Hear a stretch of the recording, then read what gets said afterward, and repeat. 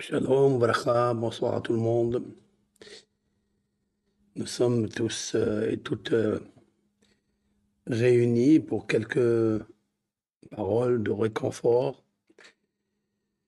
Voilà, je voudrais d'abord remercier le groupe du Shalom, le groupe de la paix qui a constitué pendant toute une journée des dizaines de fois le livre de Tehillim, c'est-à-dire les prières, les psaumes, les chants du roi David.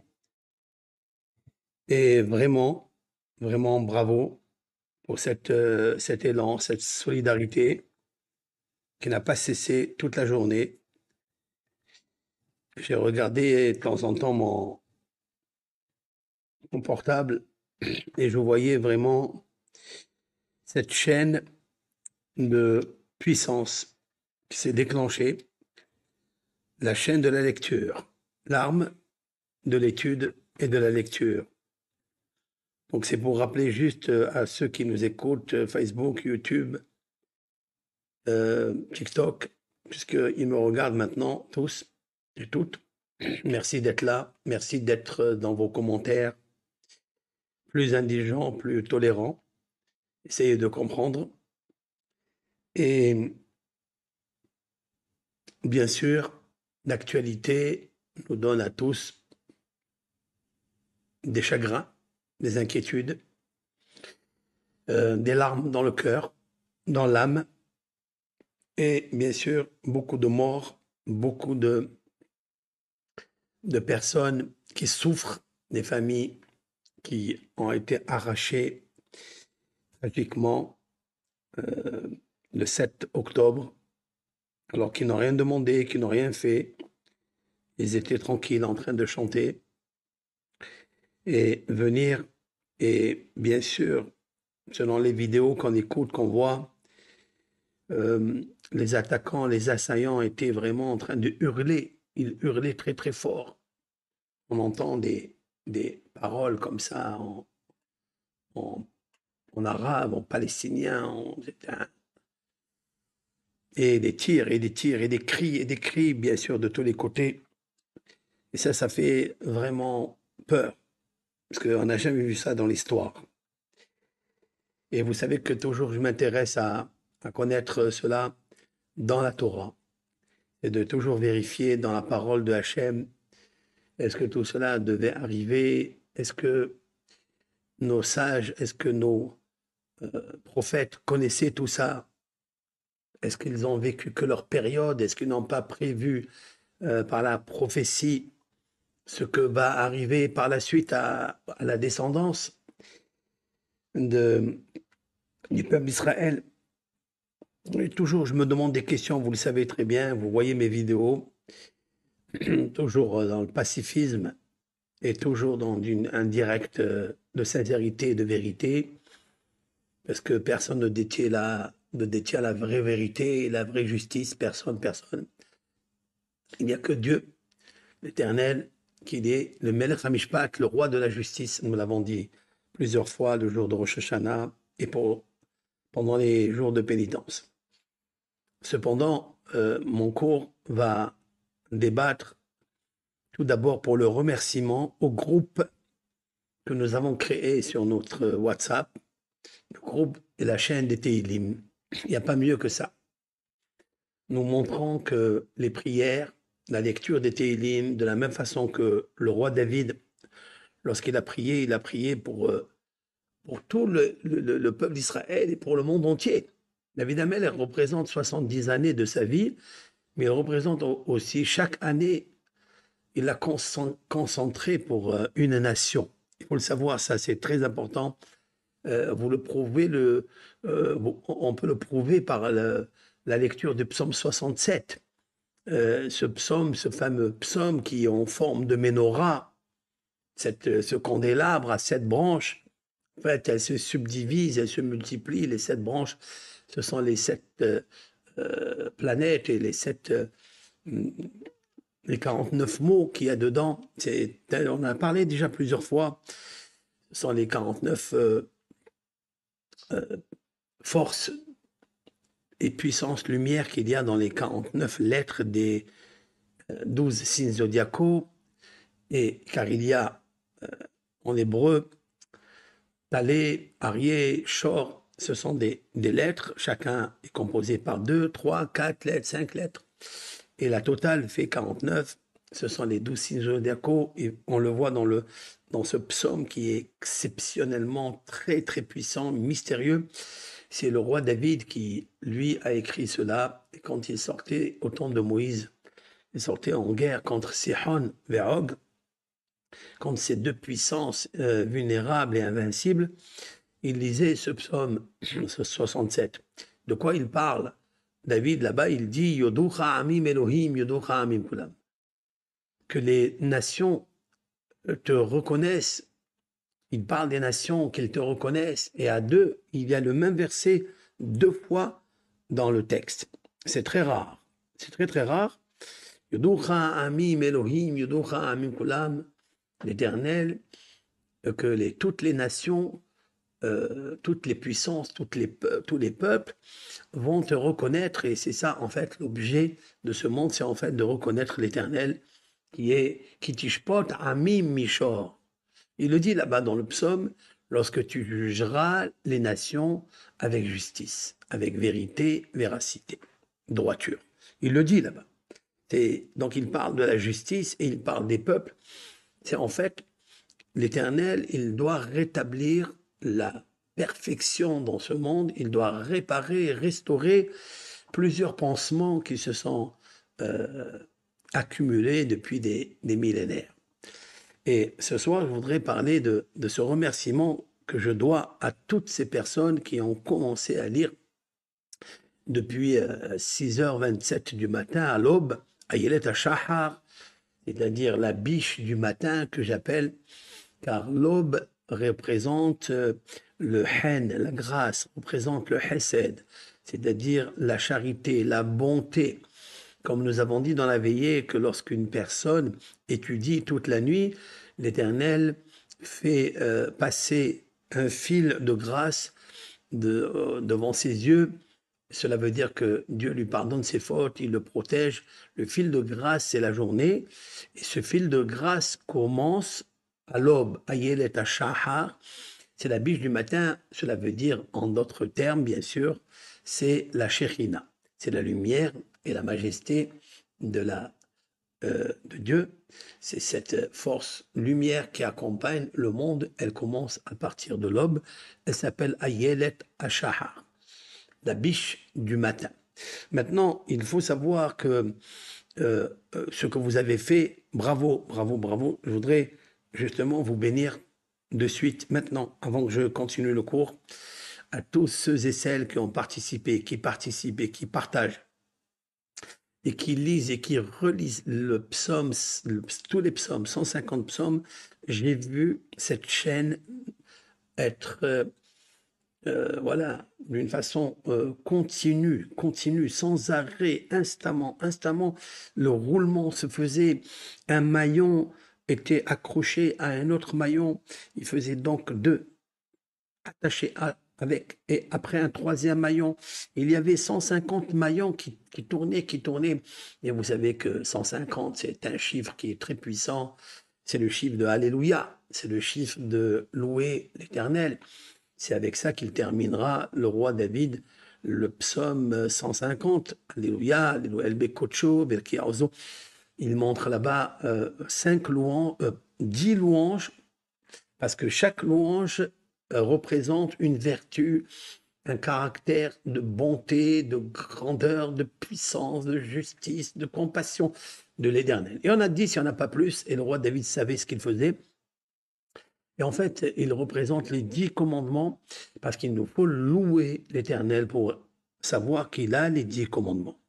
Ces 10 commandements vont régir le monde, c'est la justice du monde, et tout le monde qui apprend les 10 commandements comprendra qu'il y a des puissances dans la loi de la Torah, la parole de Hachem, que nous avons reçue, nous, les Juifs, Israël, en mont Sinaï.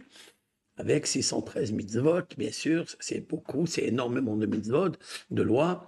C'est parce que il y a dans ces lois la parole de Dieu est en fait toute la structure et le métabolisme du monde, comme je l'ai expliqué hier dans le cours. Je réitère la bénédiction, le remerciement à toutes les personnes qui se sentent aimées, j'allais dire, unies avec une chaîne de lecture, que de lecture, l'arme du roi David. Le David disait, Va'ani tefila. Et pour moi, c'est la prière. C'est la prière. Et donc, il priait à Hachem. Et voilà que c'est incroyable. Cette chaîne-là de solidarité, cette chaîne de psaumes, elle ira directement là où sont les captifs enchaînés. Et elle va donc déchaîner, et elle va donc libérer avec l'aide de Hachem. Prions très fort, parce que ça n'est pas évident. Mais Hachem, nous, on fait ce qu'il y a à faire, et toi, l'Éternel, fais le reste. Toi, fais la justice et agis selon la compassion, la miséricorde, et aie pitié de toutes ces âmes, ces corps qui souffrent dans ces tunnels ou dans ces prisons, je ne sais lesquelles. Et on pense énormément à vous. Et on vous a adressé toutes les puissances mystiques qui sont écrites dans le psaume. Donc je vais faire maintenant la bénédiction à toute personne qui a partagé, qui a lu, qui continuera jusqu'à la fin de la guerre avec l'aide du Créateur.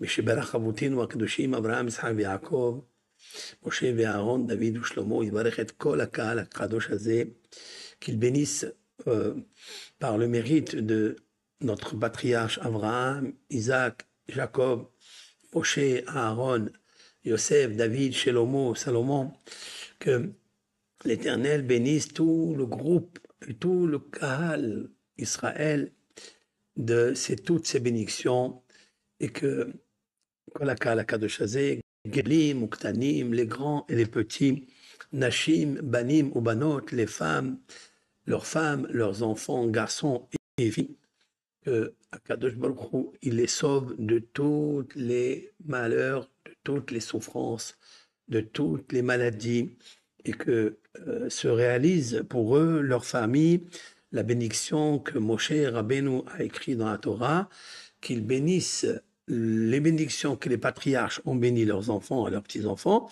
et que lui, il a ajouté Elef Pe'amim, c'est-à-dire 1000 fois la bénédiction des patriarches. Quand Moshe Rabbeinu, il leur dit seulement 1000 fois, il ne dit pas 1000 fois, je vous bénis les bénédictions que tes parents, tes grands-parents, tes patriarches t'ont béni, et j'ajoute moi 1000 fois la bénédiction des patriarches. Donc moi, je voulais, moi le petit Menahem, je voulais vous bénir 1000 fois cette bénédiction avec l'aide de Hachem, et je vous encourage à continuer vers alors. Il ne faut pas se lasser, il ne faut pas se décourager, il faut continuer, il ne faut pas paniquer. Ils ont besoin de nous.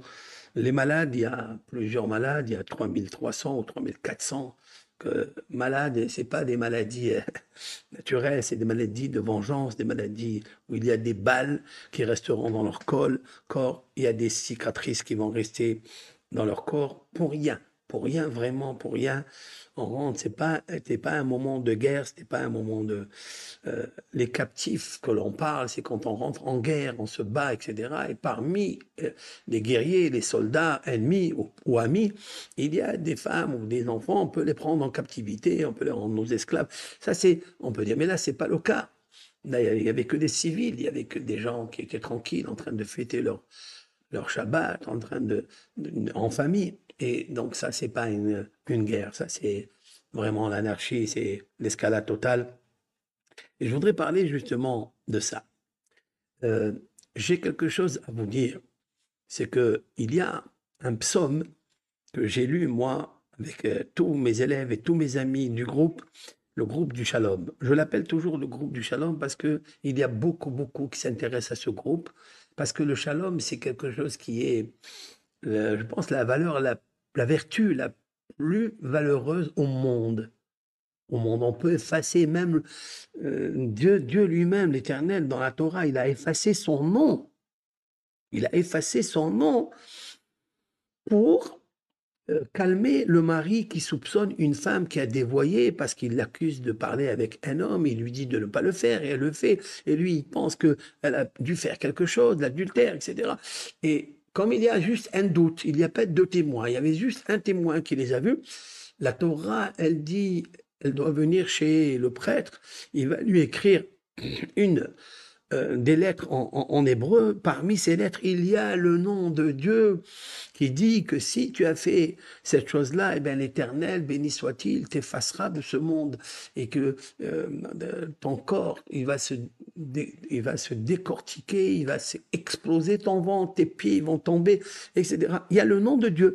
Et il prend tout ce parchemin, il le met dans l'eau lustrale, et donc c'est de l'encre. Vous savez que l'encre ne résiste pas à l'eau, donc il va s'effacer. Le nom de Dieu s'efface. Et dit Dieu, je suis prêt à effacer mon nom pour qu'il n'y ait pas de dispute et de soupçon et de jalousie entre un homme et sa femme. Vous voyez, qu'est-ce que c'est que la paix? La paix, elle est grande, elle est grande. Donc nous, on connaît ça. C'est puissant dans la Torah. Et c'est ce que je veux dire. Je dis que nous sommes le groupe du Shalom. Ça ne veut pas dire qu'on va se taire. Ça ne veut pas dire qu'on regarde des choses et on dit non, il n'y a rien. Non, non, non. On peut parler. Il faut parler pacifiquement. Il faut avancer ses idées. Mais ces idées qui ne sont pas des idées politiques. Ce sont des idées toraniques ou toraïques qui sont basées sur la parole qui a été écrite il y a 3450 années.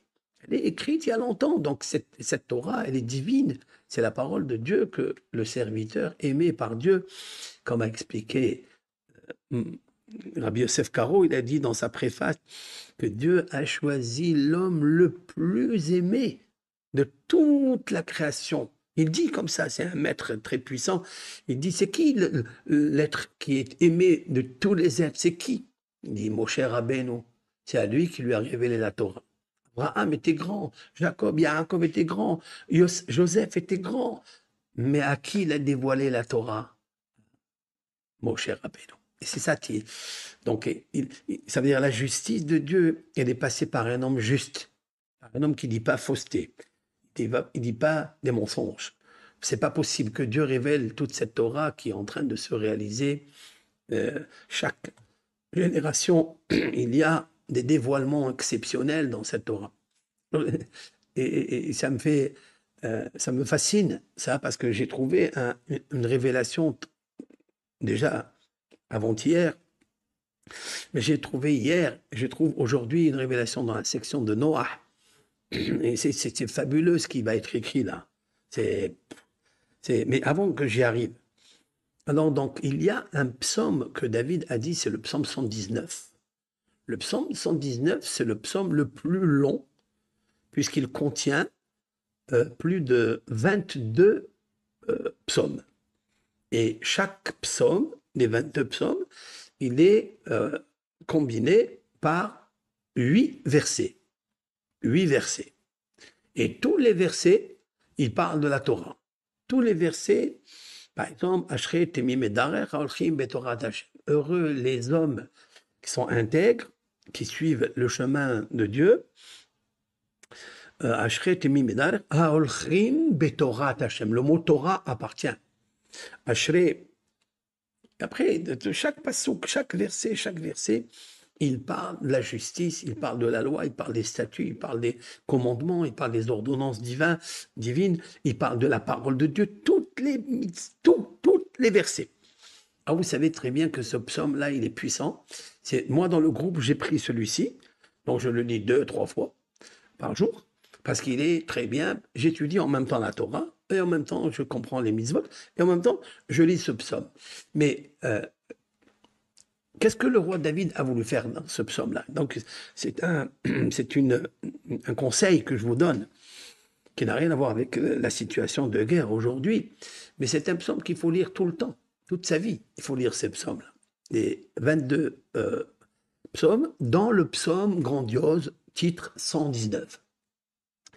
Alors, bien sûr que le roi David, il parle de la Torah, mais aussi il parle de la Torah avec 8 phrases dans les 22 psaumes et les 22 lettres de l'alphabet. C'est-à-dire il a pris la lettre Aleph, la première lettre de l'alphabet Aleph, et il a composé 8 poésies. 8 chansons, 8 louanges à Dieu qui parlent de la Torah. Mais il parle aussi d'autre chose. Il est puissant, ce psaume. On peut guérir toutes les maladies psychologiques et émotionnelles grâce à ce psaume-là. Même Alzheimer, on peut le guérir parce que le roi David, il dit, je n'ai pas oublié parce que ta Torah est ma joie. Je n'ai pas oublié parce que ta Torah est ma joie. Cela veut dire que la joie de la Torah, elle ne fait pas oublier. Ça veut dire que toute personne qui oublie, c'est parce qu'il n'a pas la joie. Mais il a la joie dans autre chose. Il a la joie dans le bonheur fictif, factice, celui qui est éphémère, des plaisirs de ce monde, le profit de ce monde. Il a la joie, mais elle est éphémère. Celle-là, elle fait oublier celle-là. Si quelqu'un il s'engouffre dans la débauche, ses yeux, il voit plus. Si quelqu'un il voit des choses qui sont pas bien, ses yeux, ils s'affaiblissent. Si quelqu'un il boit trop d'alcool, ben son foie, il a une cirrhose de foie, un cancer de foie, etc. C'est pas des joies, ça. Ça fait oublier, après tout le système immunitaire du corps humain, il s'affaiblit. Son corps s'affaiblit. C'est euh, sa pensée, son souvenir, sa mémoire s'affaiblit. Donc, qu'est-ce que le roi David il dit? Il dit, je n'oublie pas, parce que j'ai la joie de ta Torah. C'est incroyable. Ça veut dire que la joie de la Torah, quand tu accomplis la Torah, elle ne te fait pas oublier. C'est ça magnifique. Tes yeux, ils voient bien, tes oreilles, ils écoutent bien, ta bouche, elle parle bien, parce que tu es dans cette parole de l'Éternel.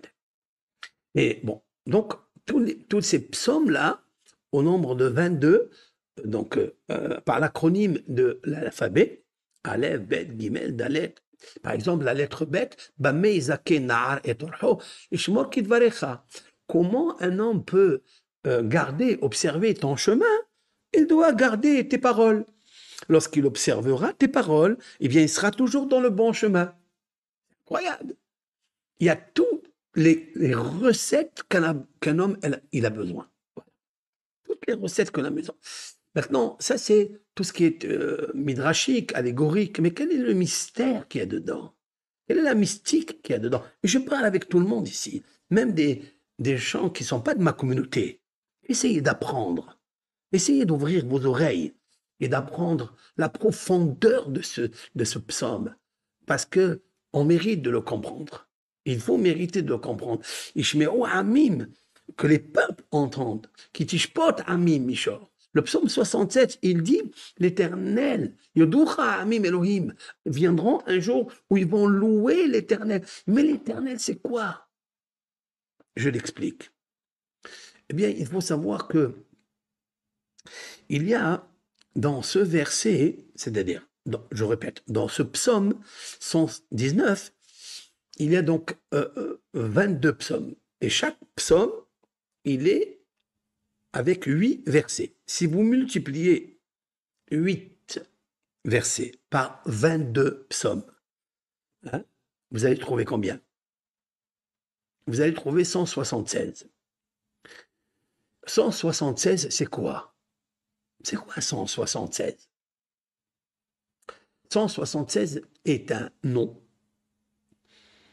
qui rappelle, qui est en correspondance avec 176 mauvais décrets qui existent dans le monde. Il y a 176 mauvais décrets qui existent dans le monde. C'est-à-dire qu'il y a des accusateurs au nombre de 176 et chaque accusateur accuse le monde. Est-ce que le monde, il est dans la bonté? Est-ce que le monde, il est dans la charité? Est-ce que le monde, il est dans la bienveillance? Est-ce que le monde, il est dans l'amour? Est-ce que le monde, il est dans le partage? Est-ce que le monde, il est dans le shalom? Ou le monde, il est dans le péché, dans la faute, dans l'iniquité, dans l'injustice, dans le vol, dans le viol, etc. Dans le meurtre, dans le crime? Ça, dès qu'il arrive que dans le monde, la majorité font des péchés, les 176 forces négatives commencent à accuser devant le trône céleste et réveillent la Midat Hadin, c'est-à-dire la rigueur, qui est la Midat Hadin, c'est-à-dire la puissance de la justice sans concession. sans aucune concession. Une justice par laquelle Dieu a créé le monde. Mais vous savez que Dieu, il a combiné, il a associé la miséricorde, la compassion, ce qu'on appelle le mishpat, rahamim, avec la midatadin, parce que le monde ne peut pas tenir si l'Éternel devient sévère. Même que le monde fait des péchés, toujours l'Éternel, il a mis la compassion, mais il faille qu'il y ait un tzaddik, qu'il y ait un homme pieux, qui trouve grâce aux yeux de Dieu, pour que pour lui, Dieu il peut pardonner au monde entier de ne pas l'anéantir, de ne pas le rendre le deuxième verset de la Genèse. Tohu vavohu vehoshech al pnei tehom. C'est-à-dire le chaos, la désolation, l'extermination, l'extinction des êtres humains et de toutes les créatures. Parce que lorsque les êtres humains fautent, même les animaux s'effondrent. Et pourquoi? Ils n'ont rien fait. Oui, parce que l'homme, il a le libre arbitre et que l'homme, il est créé en 6e jour. Et Dieu lui dit, c'est toi qui gouvernes, c'est toi qui fais monter, c'est toi qui élèves par ta piété, par ton étude, par ta bonté, en imitant les vertus de Dieu. Alors Dieu, il te donne cette force, cette puissance d'être comme lui dans ses actions. Alors il fait monter les créatures. Toutes les créatures du monde, elles s'élèvent en même temps que lui. Mais lorsque l'homme, il déchoit, lorsque l'homme, il s'abîme, lorsque l'homme, il est mekalkel et atzmo, il est pogem et atzmo, c'est-à-dire, c'est des termes un petit peu très, très puissants, c'est-à-dire, il affecte toute la vertu de la puissance, de la sagesse, du discernement, et le reste, le lien avec Dieu, l'amour avec Dieu, en faisant de l'anarchie, en faisant des crimes, en faisant etc. Alors Dieu, il se retire de sa compassion et il laisse la première arme qu'il a créée dans le monde. C'est quoi? C'est la justice sévère. Et nous le voyons dans la section de Noah. C'est la section de cette semaine que nous allons, nous, tous les Juifs, dans toutes les synagogues au monde et depuis des décennies, nous lisons cette section. Et de quoi elle parle, cette section? Elle va nous parler de Noah était un homme qui était sage, un homme tzaddik, un homme qui a eu 3 enfants, etc. Et en sa période, dans le verset 3, c'est marqué « Vatishahet haaretz lifnei Elohim » et la terre s'est corrompue devant Elohim. Quoi devant Elohim? Devant la justice sévère. Vous voyez, ce mot, il intervient alors que normalement, il aurait pu dire « et la terre s'auto-détruite ou s'auto-corrompue devant l'Éternel. Yudkevavke, la miséricorde. » Non, elle ne dit pas ça. Elle ne dit pas le nom de miséricorde. Elle dit le nom de Elohim. Ça veut dire que c'est monté très, très, très haut et que Dieu a retiré le veto qu'il avait créé au début de la création Bereshit en associant la midat à Rahamim, c'est-à-dire la miséricorde, avec la midat adin. Et là, ils sont arrivés, ce qu'on appelle en hébreu, nitmal'a hasea. Le sac était rempli. Et qui est-ce qui a provoqué qu'il se remplisse? Est-ce que la débauche, la sexualité, puisqu'ils avaient fait des pactes, comme dit le Midrash, que les premiers pactes d'homosexualité ou de lesbienne ou de débauche qu'on retrouve après dans Canaan ou qu'on retrouve après en Égypte, etc., comme nous le décrivons dans la Torah explicitement, non, c'est marqué Vatimale à Aretz Hamas et la terre s'est remplie de vol. Hamas, c'est en fait le vol et le viol. Et Dieu, il voit, c'est-à-dire Elohim, c'est-à-dire la justice, elle comprend, c'est une façon de dire. Hein. Et la terre, elle a corrompu, car toute chair a corrompu son chemin. Ça veut dire qu'ils ont fait des choses où ils ont détruit la semence que Dieu a donnée à l'homme, Adam et Hava, pour pouvoir procréer. Eux, ils ont fait n'importe quoi. Donc, dans le verset, par la suite, il dit, Vayomer Elohim le Noach, Dieu, il dit à Noach, Ketz kol basar ba lefanai. La fin de toute chair est venue, lefanai, devant moi, ça veut dire la justice sévère. Ki mal'a aretz hamas mi penehem, parce que la terre est rempli de corruption. Hineni mashita et haaretz. Me voici détruire et haaretz et la terre. Et ça y a. Mashitam et haaretz, Dieu lui dit, je vais détruire la terre, donc on va leur parler. Et en fait, il lui dit que c'est ça qui est arrivé dans moi. Il y a des accusations au nombre de 176, et là, je ne peux plus rien faire. 167, c'est le top, c'est-à-dire le niveau le plus haut pour mettre en colère l'Éternel pour qu'il puisse sévir par sa justice sévère, sans aucune concession, aucune association de miséricorde. Ça arrive. Mais il lui dit à Noah, puisque j'ai trouvé que tu étais un homme pieux, un homme juste, un homme de piété, puisqu'il n'a pas fait les 3 péchés capitaux, alors s'il te plaît, fais-toi une arche, fais rentrer des animaux, comme vous connaissez, celui qui lit la Bible en français, en hébreu, en arabe, vous pouvez lire tout ça dans le truc. En fait, qu'est-ce qu'il veut lui dire? Il veut lui dire, il faut dire à toutes ces personnes que Dieu, il va amener le déluge. Voilà. Il va amener ce qu'on appelle le Maboul. Il n'y a plus de vie, il n'y a plus de Mazal. Leur Mazal s'est arrêté. Je vous l'ai toujours expliqué dans mon livre en français, Pardes Menahem. Il y a 20 ans ou 25, je ne sais pas quel âge j'ai écrit ce livre, le verger de consolateur. Dans cette section de Noah, j'explique pourquoi Dieu il amène le Maboul. Qu'est-ce que ça fait, ça? Pourquoi il amène un déluge? Alors nos sages ont expliqué pourquoi il amène un déluge. Et j'explique que le mot déluge en hébreu s'appelle Maboul, même bet vav lamed, dans la valeur numérique est 78, et c'est la même valeur numérique que mazala, mazal. Mazala, ça veut dire la chance, enfin. Ça veut dire la chance de la vie. Dieu a amené le déluge parce qu'ils ont abîmé la chance de leur vie. Le mazal. Vous savez que mazal, c'est même zain lamed, le batala. C'est-à-dire celui qui fait évacuer ou éjecter sa semence en vain. C'est ce qu'il faisait. Aller faire la zoophilie avec un animal, tu ne vas pas le tomber enceinte. Hein. Si un homme il va avec un animal, ok, elle ne va pas tomber enceinte. Cette bête, cet animal féminin ne va pas tomber enceinte, hein, vous le savez.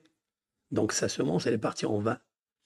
Donc c'est en fait dans le titre de Mazala, ça indique la faute qu'ils ont fait. Et quelqu'un qui fait ça, hein, l'Éternel enlève le Mazal. Et ça devient le Maboul. 78. En fait, 78, c'est la valeur numérique 3 fois 26. Ils ont abîmé les 3D et 3 dimensions de Hen, de Hesed et Rahamim. C'est-à-dire la grâce, le salut, et Hesed, la charité, et Rahamim, la miséricorde. Dieu intervient toujours, il a 3 cartes, 3 jokers. Premier joker, c'est Hen. Deuxième, Hesed. Troisième, Rahamim. Même si on a abîmé un, il y a encore 2 jokers.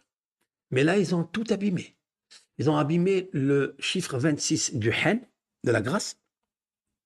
Ils ont abîmé le chiffre 26 de Hesed, de la charité. Et ils ont abîmé le chiffre 26 de Rahamim. Donc, ils ont tout abîmé. Il dit, ça y est, je ne peux plus. Qu'est-ce que les fanaïs? Ils ont déclenché le bouton de la bombe atomique du déluge.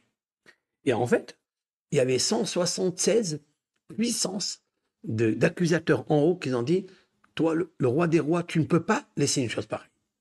Donc Dieu, quand la justice céleste, elle sévit, elle s'énerve, elle se met en colère, même Dieu, il se retire. Et c'est pour ça que c'est marqué ici, Ketz kol basar balefanaï, la fin de toute chair, les hommes, les animaux, tout est venu devant moi. Vehineni mashhitam et haaretz, je vais détruire eux et la terre. Et la terre. Alors bien sûr, cette idée-là du Maboul est très puissante. Que le mot Maboul, c'est pas un mot comme ça, Mahaboul, comme ils disent certains rabbins. Il y a 350 années, il dit Mahaboul. Ils amènent un verset dans l'Ecclésiaste du roi Salomon. Ils sont allés vers la folie et ils sont devenus fous. Mahaboul, en arabe, c'est celui qui est fou. C'est à peu près ça. Mais Maboul, ça veut dire Maboul, valeur numérique 78, 3 fois le chi 26, et le mot Mazala, même Zayn Lamed Aleph 78. Et c'est ça qui est très terrible. Quand Dieu, il veut, alors il envoie le Maboul, le déluge, dans le monde. Maintenant, qu'est-ce que ça veut dire Patsou alay PM? Alors, le roi David a créé ce psaume qui contient 22 psaumes, et chaque psaume contient 8 versets, donc 8 fois 22, c'est en fait 170, 176. Il veut corriger, il veut adoucir les 176 accusateurs. Est-ce que vous comprenez ce que je veux dire là? Il y a maintenant dans le monde, il y a les 176 accusateurs qui circulent. Ils peuvent faire un terrible tremblement de terre d'une 3e guerre mondiale. Comme dit le Zohar à Kadosh, qu'à la fin des temps, il y aura 2 nations très dures, très puissantes, qu'il va falloir combattre. Et tout viendra, bien sûr, de Paras. Paras, c'est la Perse. Aujourd'hui, c'est l'Iran. Mais je voudrais faire une relation, et suivez-moi s'il vous plaît, avec toute humilité et avec toute réflexion. C'est pas une invention, c'est pas une prédiction, c'est pas une affirmation, c'est juste une réflexion ensemble. J'ai trouvé un psaume qui concerne justement Paras ou Madaï. C'était au temps de Ahasverosh et la reine Esther. À Suse, il y avait un roi puissant, Ahasverosh. Et la reine qu'il avait pris après avoir tué sa femme, parce qu'elle n'a pas voulu obéir à ce que dit, ça veut dire qu'il a voulu débaucher complètement. Il lui a dit à sa femme, alors qu'il y avait les 127 représentants, ministres, les hommes de valeur, les notables des 127 provinces, ils se sont réunis tous, il y avait des rabbins, il y avait des juifs, il y avait tout là-bas. Et il a invité sa femme à venir toute nue. Tiens. Quelle barbarie, quelle folie, quelle frivolité. Toute nue, devant tout le monde. Et elle a désobéi. Elle a désobéi. Bon, je ne vais pas entrer dans le détail parce qu'après, ça va faire 3 heures de cours. Pourquoi elle a désobéi? Qu'est-ce qu'il y a? Qu'est-ce qu'il n'y a pas? Très bien. Elle a désobéi. Alors, mais Hachverosh est en colère. Ça veut dire qu'elle lui fait chouma. Elle lui fait honte devant les 127 représentants de ces 127 provinces. Et voilà qu'il y a un homme là-bas, Haman, qui était le 7e des 7 princes qu'il avait. Il était le dernier. Il donne un conseil à Hachverosh et lui a dit, oh, il ne faut pas que ça arrive, ça. Si une femme va refuser, celle qui est dans le palais du roi, qui est la reine, Vashti, s'appelait comme ça, elle va refuser ce que décrète le roi de 127 provinces. C'est un des rois qui a régné sur le globe terrestre. Achvérosh. Il n'y en a pas eu beaucoup. Et voilà, qu'est-ce qu'ils vont faire les femmes chez elles à la maison? Lorsque le mari, il va leur donner une ordonnance, ils vont en refuser. Que chacun doit être gouverneur, chaque homme doit être le patron de sa maison, c'est lui qui doit être la maîtrise, c'est lui qui doit être le kavod, l'honneur de la maison. Alors, ça sera un exemple pour toutes les maisons que tu as ici, que les femmes vont refuser leur mari quand il leur demande. Et puis, il a trouvé ça convenablement, bien, beau conseil, et il a tué sa femme. Alors, j'ai toujours dit que à la fin, c'est Esther qui en fait l'invite à lui et à Haman dans l'histoire. Et quand il lui dit, mais qui, le roi Hachvérosh, il lui dit, pourquoi tu m'invites? Tu peux me dire? Il lui dit, demain, je te dis. Et puis elle l'invite le 2e soir. Et lorsqu'elle lui demande le 2e soir, pourquoi tu m'as amené ici avec lui? Il lui dit, parce qu'il y a un homme, Ish Tsar Ve'oyev, c'est un homme qui est mauvais, ennemi de mon peuple, et qu'il a voulu décréter sur mon peuple la mort que tous ils meurent comme ça parce qu'ils sont juifs. Il lui a dit, mais c'est qui? Il lui a dit, c'est lui. Haman Harazé. Il lui a dit, c'est celui-ci, ce Haman qui est mauvais, qui a voulu. Et Hachvérosh s'est mis en colère et il a tué Haman, il l'a pendu. J'ai toujours dit que Hachvérosh, il a tué sa femme Vashti pour son ami et il a tué son ami pour sa femme Esther. Vous voyez là, la mesure pour mesure qui arrive dans la vie. Haman lui donne un conseil pour tuer sa femme. Donc Ahashverosh, il tue sa femme Vashti pour son ami. Mais à la suite, il va tuer son ami Haman pour sa femme, qui est Esther, cette fois-ci. Et c'est incroyable comment ça arrive des fois. Et ça, on peut l'étaler, l'exploiter dans beaucoup de domaines dans la vie, hein, dans les expériences dans la vie. Bon. Maintenant, il faut savoir que Esther, pour casser tout ce mauvais décret des 176 accusateurs sur le peuple d'Israël, elle a lu un psaume, le psaume 22. Le psaume 22 est très puissant. La Mnaséa, c'est-à-dire au chef des chantres ou bien au cantique, Al-Ayel et Shahar. D'après l'Ayel et Shahar, ça veut dire, c'est un instrument musical. Ayel et Shahar, David, Esther a chanté sur cet instrument musical, Mizmor le David, cantique de David. Donc David, il reprend par prophétie ce que Esther a prié. Eli, Eli, lama azaftani, mon Dieu, pourquoi m'as-tu abandonné, loin de porter secours, d'entendre mes paroles suppliantes. Mon Dieu, j'appelle le jour et tu réponds pas. De nuit, il n'est pas de trêve pour moi. Elle prie, en fait, c'était 3 nuits et 3 jours. Elle a prié, puisqu'elle a fait le jeûne, elle a prié, nuit et jour.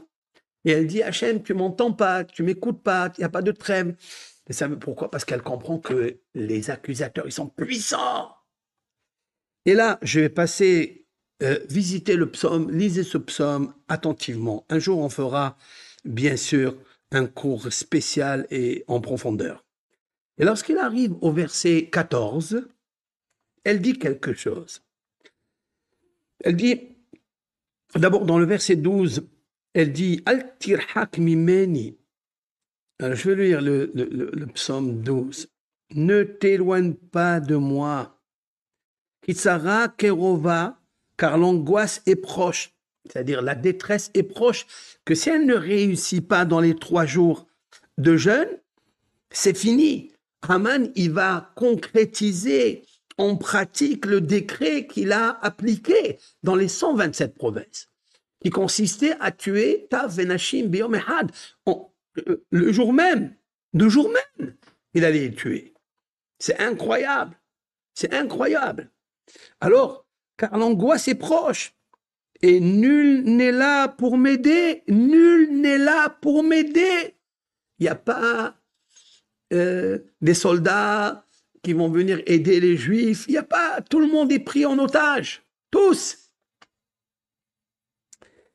Et elle dit dans le verset 13, Sevavuni parim rabim, abire vashan kiteruni. J'explique. Des taureaux nombreux m'environnent, des bêtes puissantes de Bashan m'assiègent. Des taureaux puissants, des taureaux. De quoi elle parle ici? Des taureaux, il y avait des taureaux là-bas. Alors je vais vous lire ce que dit le Midrash dessus. Il y a 2 taureaux et il y a des puissants, d'accord? Des bêtes puissantes. Kiteruni, c'est-à-dire ils m'ont siégé. Qu'est-ce qu'ils veulent? Qu'est-ce qu'ils veulent? Et le roi David dit dans le psaume 14, qu'est-ce qu'ils veulent? Patsu alay pihem, ils ouvrent contre moi leur gueule. Aryeh toref veshoeg, tel un lion qui déchire et qui rugit. Elle parle. Tel un lion qui rugit et qui... Il y a ici les taureaux, il y a ici les bêtes puissantes de Bashan, et il y a comme un lion qui déchire et qui rugit. Ça m'a interpellé ce terme-là, mais je vais me concentrer déjà sur le mot patsu. Ils ont ouvert leur gueule et crié, rugir pour me déchiqueter comme un lion. Mais c'est des taureaux. Ce sont des bêtes, c'est pas des lions. Non, non, c'est des taureaux. C'est juste des taureaux. Tout le monde pense qu'ils sont des taureaux, mais c'est des lions. Et quand ils sont venus déchiqueter, ils voulaient déchiqueter comme un lion. Et ils criaient fort. Cette phrase-là, avant de l'expliquer en profondeur, je vais vous dire qu'est-ce que c'est le mot patsu. Et puis, la valeur numérique du mot patsu, on va la faire ensemble. Patsu, P. La lettre P, je vous l'écris ici, comme ça vous la voyez bien, bien, bien dans le chiffre, dans le graphisme. Voilà. Patsu. Vous avez la lettre F. En hébreu, c'est 80. Après, vous avez la lettre Tsadi, c'est 90. Après, vous avez la lettre Vav, la lettre 6.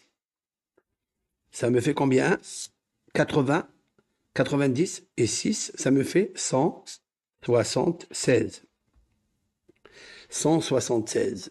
Ça vous dit quelque chose, ça? Voilà, je vais vous le montrer. Suivez bien, chers amis, ça. Voilà. Vous voyez le mot patsu? Le voilà, patsu. Vous pouvez regarder dans le psaume, je viens de l'indiquer, s'il vous plaît, dans le psaume 22, verset 14, il nous parle dans le 12, ne t'éloigne pas de moi, car une détresse et une angoisse qui est proche et je n'ai pas d'aide. Verset 13, m'ont entouré les taureaux, plusieurs taureaux m'environnent, les puissantes bêtes de Bashan m'assiègent. Verset 14, patsu, voilà. Et l'explication de patsu, c'est quoi? Ils ouvrent contre moi leur gueule. Et ils veulent me déchiqueter comme un lion. Le mot patsu, en sa numérique claire, voilà, je vous le fais comme ça. Vous le voyez mieux maintenant, non? P80, valeur numérique. Oui, vous pouvez chercher, hein? Vous pouvez chercher. Tsadi, 90. Vav, 6. Ça fait 176. Vous comprendrez maintenant pourquoi le roi David est là. Parce que nous avons dit au début, dans le verset 22, L'amnasé halayel vashahar mizmorle David. Le roi David, c'est lui qui, par prophétie, va capter le cri, l'angoisse, la détresse de quelques années, décennies avant lui. Et il dira qu'ils ont ouvert la bouche pour me déchiqueter, crier comme un lion. Patsu. Le roi David a compris que contre les ennemis qui se comportent comme des bêtes puissantes, qui veulent déchiqueter, qui ont la rage, qui veulent tuer comme ça des enfants, comme il a voulu faire Haman. Ce fameux Haman, c'est qui? Haman, il n'est pas perse. Il n'est pas du tout de la nationalité perse. Il s'est trouvé là-bas. Mais Ahasverosh était perse. Qu'est-ce qu'ils font ces deux-là? Relais Edom Veishme'elim, le psaume 83. Edom, c'est Haman. Vous savez que Haman, c'est la 19e génération d'Ésaü. Esav. Ça veut dire que Esav a donné naissance à Amalek. Il a donné naissance à la 19e génération, un qui est de la descendance de Amalek. Amalek, c'est l'ennemi juré de Dieu. toutes les forces négatives qui se passent dans le monde, les meurtres, les crimes, les attentats, tout il vient de lui. Tous, de Amalek. Et en fait, Haman, il est de son sang. Haman, c'est la valeur numérique 95, comme la valeur numérique Ma'adim, qui veut dire la planète Mars. Ma'adim, dame, il y a du sang. Il veut verser du sang, c'est comme ça. Mais qu'est-ce qu'ils t'ont fait? Bah, ils lui ont rien fait. C'est juste un juif qui était un des grands rabbins de Purim, là, de Sanhedrin, de Suse, le mari de Esther. Il n'a pas voulu se prosterner devant lui parce qu'il avait une idole. Il lui a dit, moi, je me prosterne que à Allah. Je ne veux pas me prosterner. Pour qui tu es, toi? Il lui a dit, mais moi, le roi, Ahasverosh, il m'a donné l'autorisation que tout le monde doit se prosterner. Tu n'es pas différent. Il lui a dit, moi, je suis différent. Parce que mon Dieu, à moi, il est différent que le tien. Voilà ce que ça veut dire. Et Dieu me sauvera. Il n'a pas voulu se prosterner parce qu'il a mis une idole sur son cou. Il a demandé à tout le monde de se prosterner, comme si lui, il était une idole. Ahasverosh, il ne lui a pas dit de mettre l'idole. C'est lui qui l'a ajouté. Ok. Et Mordechai, Yehudi, il a tenu tête. Il lui a dit, jamais, tu feras ce que tu feras, j'ai pas peur de toi. Il y a un bon Dieu unique qui est le roi des armées. Et un jour, il va te désarmer. Et tu seras alarmé. Il a été pendu, lui et ses 10 enfants. Mais quelle est la force de la prière? Qu'est-ce qu'elle a fait Esther? Elle s'est réunie avec toutes les filles, les Mordechai avec tous les garçons, et ils se sont mis à prier les psaumes. Ils ont commencé à lever, à prier des chants. Ils ont fait une chaîne de Tehillim. C'est-à-dire, ce sont des louanges de Dieu. Il n'y avait pas les Tehillim encore. Mais ils ont prié à Hachem par tout leur cœur, par toute leur profondeur, pour annuler la Xéra. En fait, quoi. Pas de sous à la prière. Ils ont ouvert leur gueule pour m'avaler et me déchiqueter.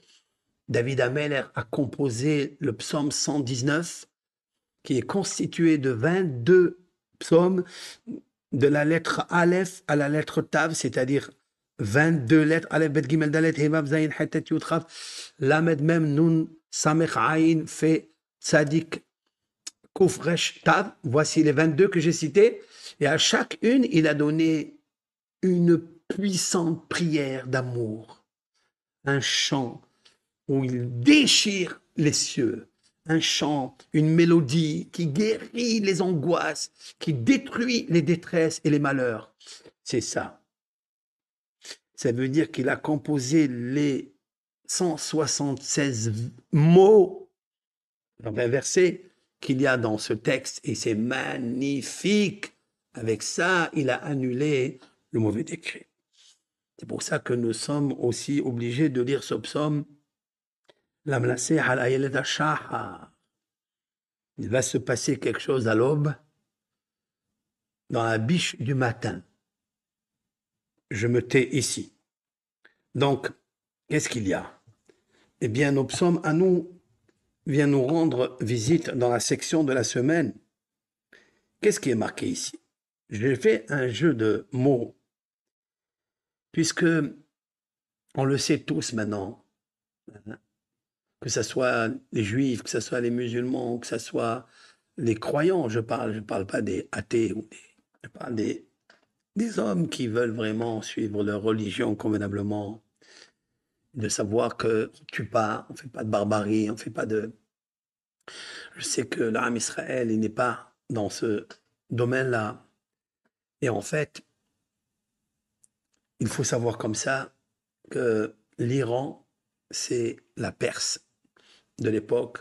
C'est les mêmes aujourd'hui, peut-être c'est pas les mêmes, peu importe, mais il déclare haut et fort et devant toutes les nations, nous voulons rayer le nom d'Israël de la carte de ce monde. Ils le disent, ça personne ne peut le nier. C'est vrai, ouais, personne ne peut nier cela. Ils le disent, mes fourrages, ils le disent. Très bien. Alors, bien sûr, ils ont des factions qui s'appellent Hamas, ils s'appellent Djihad, ils s'appellent Hezbollah. Tous ces groupes-là ne sont que des marionnettes devant l'Iran. Je voudrais trouver que un symbole dans la paracha de Noah qui nous parle de ça. Comment? Lorsque vous prenez, et je vais vous le faire de suite, c'est une révélation que j'ai eue aujourd'hui, c'est marqué dans cette section, dans le chapitre 6, verset 12. Je suis dedans, hein? Je vous l'ai lu tout à l'heure. Vayar Elohim, je vais vous le dire comme ça dans le texte. Vayar Elohim, et Dieu a vu, l'Éternel, c'est-à-dire la sévérité de la rigueur, sans compassion, sans concession et aucune solution. Et à Aretz, la terre, et voici elle a corrompu, qui ishid kol basar, car a corrompu toute chair, c'est-à-dire même les animaux, et darko ala Aretz, c'est-à-dire son mazal. Ils ont gâché leur mazal, leur chance. Ils ont enrayé le cadeau du Dieu qui s'appelle mazal, c'est-à-dire la vie. Après, il continue dans le verset 13. Donc, j'ai cité le verset 12. Maintenant, nous sommes dans le verset 13. Il dit Vayomer Elohim le Noah. Et Dieu, il dit à Noah Ketz kol basar balefanai. La fin de toute chair est venue à moi. Ça veut dire il n'y a plus de miséricorde. Pourquoi? Kimal Haaretz Hamas. Parce que la terre, elle est remplie de vols, de viols. C'est-à-dire, ils venaient, ils violaient, ils prenaient les choses qui ne leur appartenaient pas, ils les prenaient de force. La différence qu'il y a entre un vol et un gazelle, c'est qu'un vol se fait des fois en cachette, la nuit, quand le propriétaire n'est pas là, le voleur, il rentre discrètement et il prend. Mais le pillage, cela veut dire le pillage, c'est devant toi. Il te prend ton bien par force et il te laisse comme ça. Alors, c'est parce qu'elle s'est remplie de Hamas. Quand j'ai essayé de chercher, j'ai trouvé quelque chose de terrible. Si vous prenez dans le verset 12, vous prenez la lettre Aleph de Haaretz. Haaretz, c'est la terre. Dieu, il dit, car ils ont corrompu et ils ont détruit leur chair parce qu'ils ont corrompu le chemin de la terre, c'est-à-dire le chemin de la logique, le chemin de la loyauté. Ça, c'est la lettre Aleph. Vous allez compter 11 lettres et vous allez trouver la lettre Yud. Vous allez compter encore 11 lettres et vous allez trouver la lettre Resh. Vous comptez encore 11 lettres, vous trouverez la lettre Aleph. Vous comptez encore 11 lettres et vous trouvez la lettre Nud. J'ai compté 5 fois un saut de 11 lettres. À partir de la lettre Aleph, qu'est-ce qui me sort? Aleph, Yud, Resh, Aleph, Nun, Iran. Iran, c'est l'Iran. C'est comme ça qu'on l'écrit. On écrit Aleph, Yud, Resh, Aleph, Nun, Iran. Et qu'est-ce qui est à côté? Kimal Res Hamas. Et la terre s'est remplie de vols et de viols et de carnage. Vous voyez? Dans la section. Maintenant, cette section-là, il faut faire très attention parce que il peut y avoir un déluge de morts. Il peut y avoir je ne sais quoi avec ces batailles qu'il peut y avoir si les Israéliens, les soldats, ils rentrent sur le terrain. On ne sait pas qu'est-ce que a préparé. Vous savez que quand une personne, elle voit qu'elle va finir sa vie, lorsqu'elle va tout énorme, énorme. Et c'est incroyable que c'est écrit dans le texte. Alors, vous savez d'où ces bruits ils viennent? Ce sont les 176 accusateurs. Et nous devons tout faire pour calmer ces accusateurs célestes. Pour que l'Éternel puisse avoir pitié et mélanger beaucoup de miséricorde par la lecture de nos psaumes, par la tzedaka, la charité, par l'entraide, par les larmes. On peut arrêter les 176 accusateurs monstres. Ce sont des anges qui ont le pouvoir de détruire le monde, d'amener le déluge dans le monde. Et c'est pour ça qu'il faut aller Venoach Matzahen Be'ene Adonai. Juste dans la section Bereshit, le dernier verset. Venoach Matzah Be'ene Adonai. Et Noah a trouvé grâce. Il y a au moins une grâce, c'est-à-dire il n'y avait pas les 3 piliers qui sont tombés. J'ai dit tout à l'heure qu'il y a 3 piliers de miséricorde, de grâce et de charité. Je l'ai dit. Le Maboul vient parce qu'on détruit les 3 fois 26, 78 forces lumineuses composées des 3 piliers qui font tenir le monde, la miséricorde, la compassion, la charité et la grâce, qui est le salut en fait. La Torah elle témoigne que grâce à Noah, il y avait encore une qui est restée. C'est la haine, la grâce.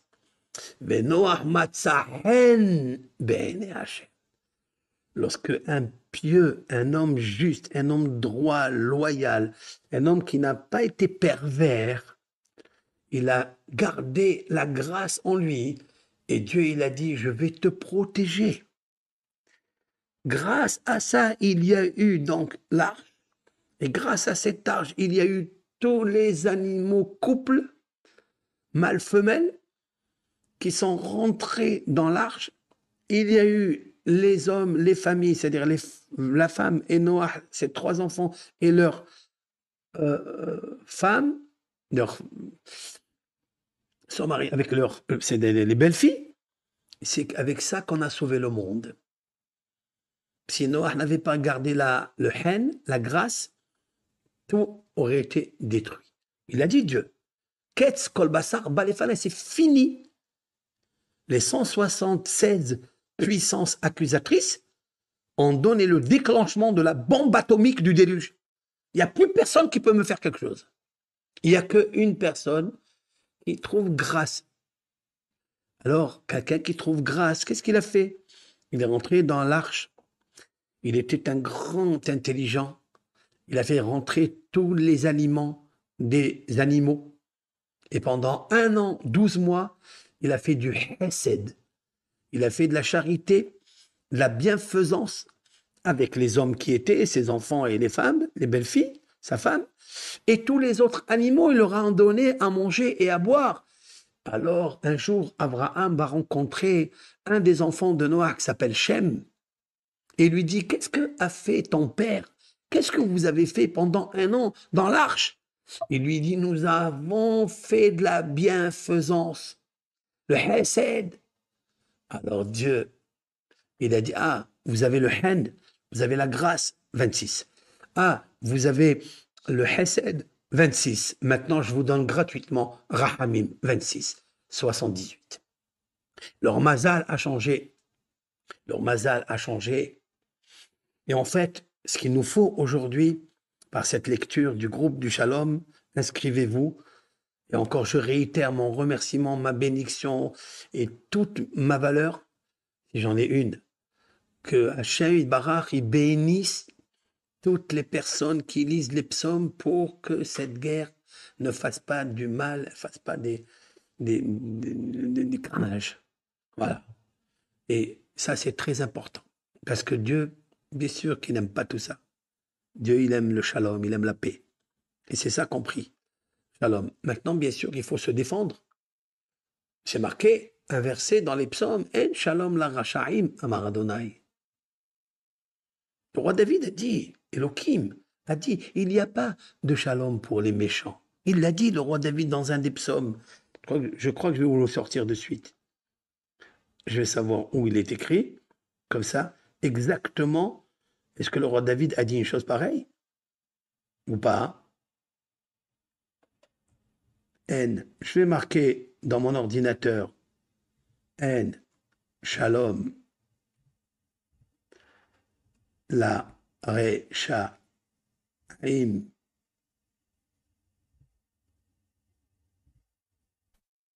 Voilà, j'ai composé les 3 mots, un Shalom la Rechaim, mais je ne sais pas s'il va sortir. Des fois, il fait des bugs. J'attends. Oui, c'est marqué. mais c'est pas marqué dans le psaume. D'accord. C'est marqué comme ça.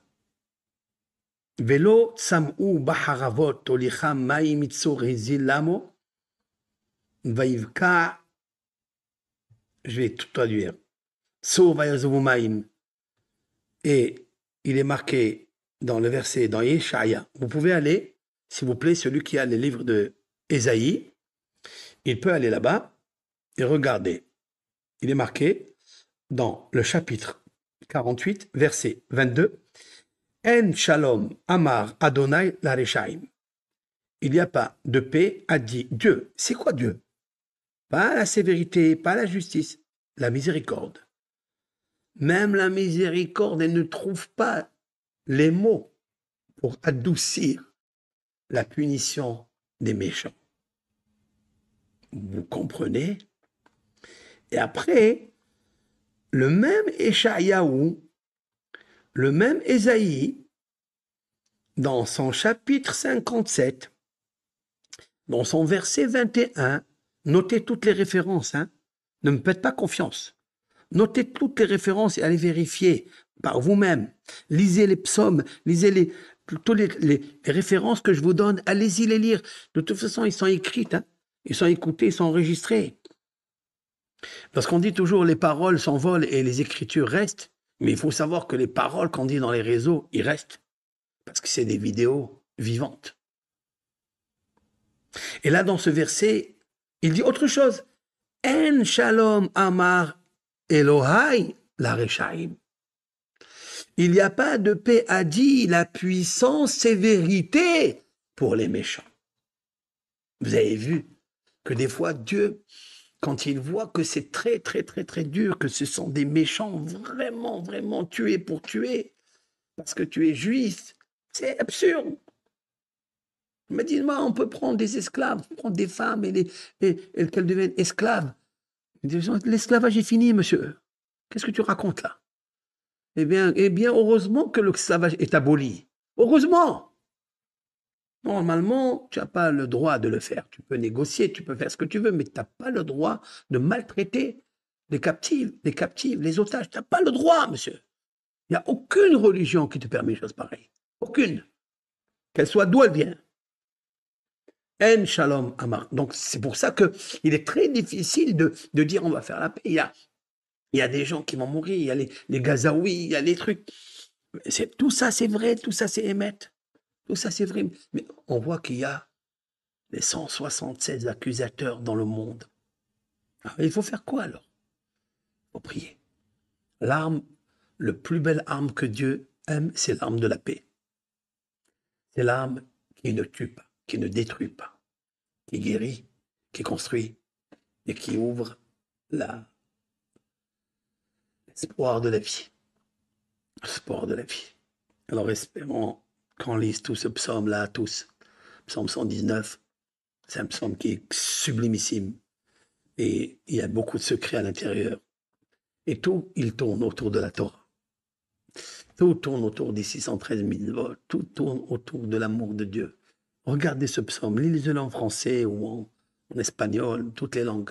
Lisez-le, vous verrez que tout est que relatif à la loi, à la Torah, à la grâce. Regardez ce psaume, il est très puissant.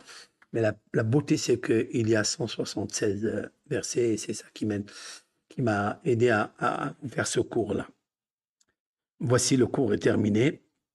Donc, je reprends le discours d'hier soir, qu'il continue dans la chaîne des Télim. Il faut encore des bénévoles, encore des personnes, et toujours de recommencer à lire. Vous pouvez continuer maintenant à lire, parce qu'on a pris l'élan et il faut continuer à faire ce roulement, que l'Éternel, je ne sais pas, il change les plans de tout. C'est lui, Akadosh Baruch Hu, c'est lui. Ça va amener c'est une turbulence mondiale et c'est... Bon, Dieu, il a ses plans. Je termine avec cette conclusion. Nous, on souhaite, nous, on fait des requêtes, nous, on prie, mais l'Éternel, il sait ce qu'il fait. Et personne, aucune puissance ne peut s'immiscer dans les plans de Dieu. Voilà. Le destin du monde, il lui appartient. Il donnera l'autorisation ou la permission ou le contraire.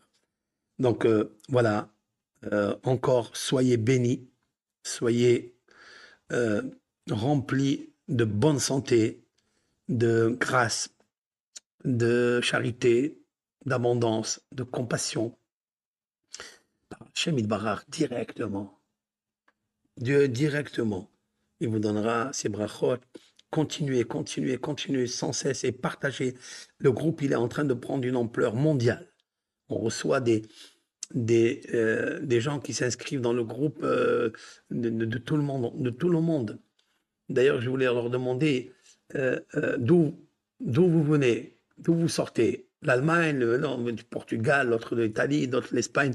Marquez dans votre lien d'où vous arrivez, car c'est très très bien qu'il y ait une ou deux personnes des 197 pays dans le monde, ouais, eh bien qu'il y ait au moins une ou deux personnes pour essayer d'adoucir son représentant céleste.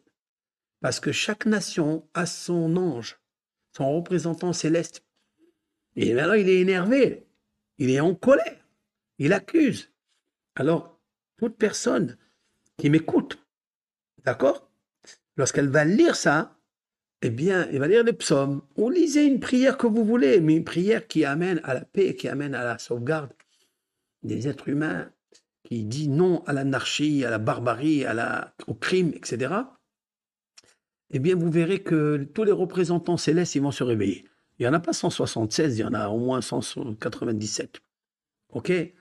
On est proche du compte. Il faut ajouter quelques guémataria hautes pour trouver encore le... Peut-être je me trompe, peut-être il n'y a pas 170, 97 pays, peut-être il y en a 176. Peut-être. Je ne les ai pas comptés. En tous les cas, Kol Tov Bracha Ve'atzlacha Shalom, Chol Ha'olam Kulo, et que Hachem Yitbarach qui nous ramène ses captifs, qui nous guérisse nos malades, qui veille à nos soldats, parce qu'ils ne veulent pas cette guerre. Ils n'ont jamais voulu cette guerre. Et jamais ils veulent cette guerre, c'est légitime défense, parce que vous savez très bien la suite, je ne suis pas un politicien, vous savez mieux que moi tout ça. Moi, je rentre dans le domaine de la Mehkar, c'est-à-dire les analyses toraniques de la Torah par la parole de Dieu. C'est ça qui m'intéresse le plus. Le reste, je laisse tous les autres faire leur travail. Bracha, ve'aslaha à tous. Que Dieu vous bénisse.